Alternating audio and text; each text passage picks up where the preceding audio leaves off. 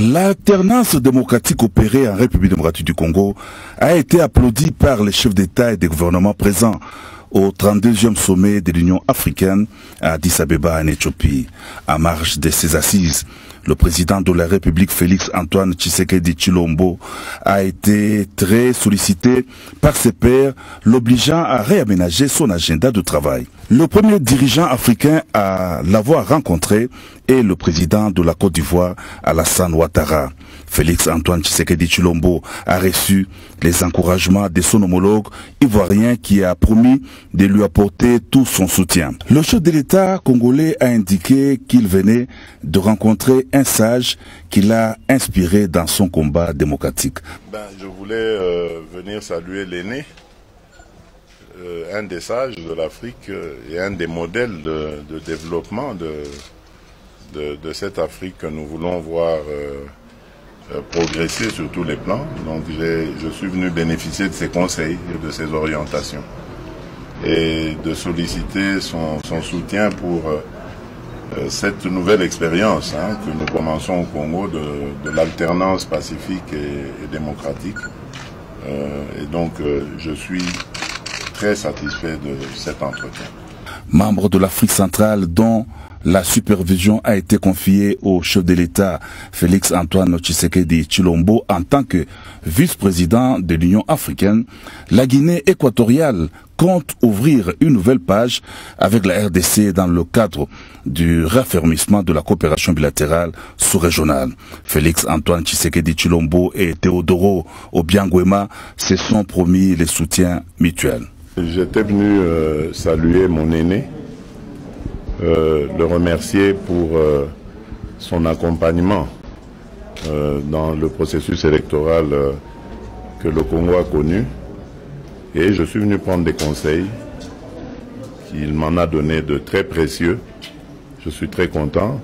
J'en ai profité pour l'inviter aussi pour la cérémonie des funérailles de mon défunt père, dont le corps sera rapatrié dans les semaines à venir. Je voudrais féliciter le peuple congolais pour la réussite de la sélection. Que tout le monde attendait que peut-être aurait une situation de crise. Deuxièmement, féliciter à mon petit frère. C'est vrai que c'est mon fils, mais en tant que président, c'est petit frère pour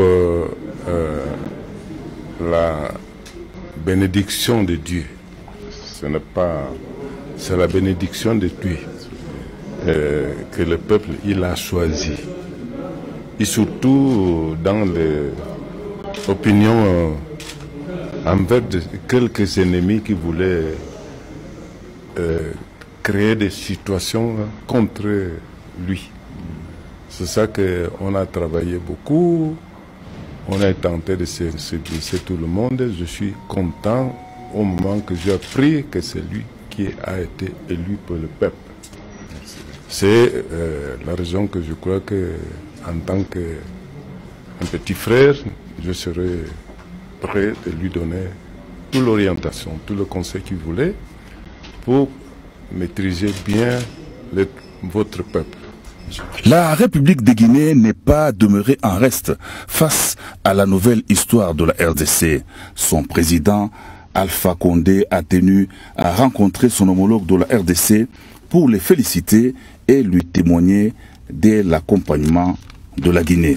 Premier vice-président de l'Union africaine et partenaire traditionnel de la RDC, le président sud-africain Cyril Ramaphosa a échangé avec son collègue, deuxième vice-président de l'organisation panafricaine, le président Félix Antoine Tshisekedi Tshilombo, sur des questions liées à la nouvelle impulsion à imprimer à l'Union africaine ainsi qu'à la coopération bilatérale entre la RDC et la République sud-africaine. Président sortant de l'Union africaine, désormais rapporteur de l'organisation panafricaine, le président rwandais Paul Kagame n'est pas resté insensible au retour de la RDC au bureau de l'Union africaine. Il s'est entretenu avec son homologue de la RDC au siège de l'Union africaine. Pendant près d'une heure, les deux chefs d'État ont passé en revue les questions de bon voisinage et d'une coopération franche entre la RDC et le Rwanda. Le président du Kenya, Uhuru Kenyatta, s'est dit heureux de retrouver son hôte d'Omak au sommet de l'Union africaine. Il l'a félicité pour sa brillante élection. Le chef de l'État kenyan a réitéré l'engagement de son pays à accompagner la RDC dans ses projets visant à atteindre la stabilité économique et sécuritaire. Toujours en marge du sommet des chefs d'État, Madame Michelle Bachelet, haut-commissaire des Nations Unies aux droits de l'homme, s'est entretenu avec le chef de l'État. Son organisme s'engage à soutenir la RDC dans son action relative au respect des droits humains. C'est un succès pour la diplomatie congolaise et puis en premier lieu du président Tshisekedi. Vous savez que chez nous, il y a eu une première alternance pacifique et la République démocratique du Congo aujourd'hui est rentrée dans le club des pays véritablement démocratiques sur le continent africain. Donc c'est quelque chose de fondamental. Donc aujourd'hui, il y a lieu de féliciter le président Tshisekedi pour avoir été choisi parmi ses collègues pour être le deuxième vice-président de l'Union africaine pour l'exercice 2019. Et puis il sera président en exercice à l'exercice 2021, déjà programmé. À mon avis, c'est déjà la consécration. Si pas la légitimation africaine de notre président, après tous les remous qu'on a vécu dernièrement, si bien que le débat post-électoral est aujourd'hui définitivement clos. Le chef de l'État est actuellement président de la République de plein exercice en République démocratique du Congo. N'est-ce pas, la République démocratique du Congo est à l'honneur, ici à l'Union africaine. D'abord, on vient d'accueillir alors avec pompe le nouveau président, son Excellence Félix Tshisekedi, qui a été applaudi vraiment avec beaucoup d'enthousiasme. Deuxièmement, la République démocratique du Congo vient d'être élue à la deuxième vice-présidence de l'Union africaine. Qu'est-ce à dire? Cette année-ci, l'Égypte dirige l'Union africaine.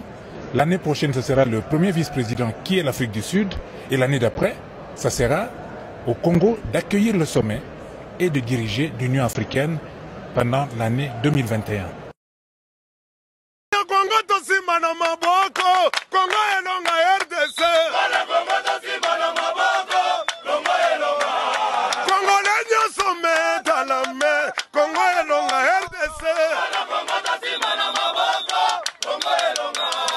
Majorité opposition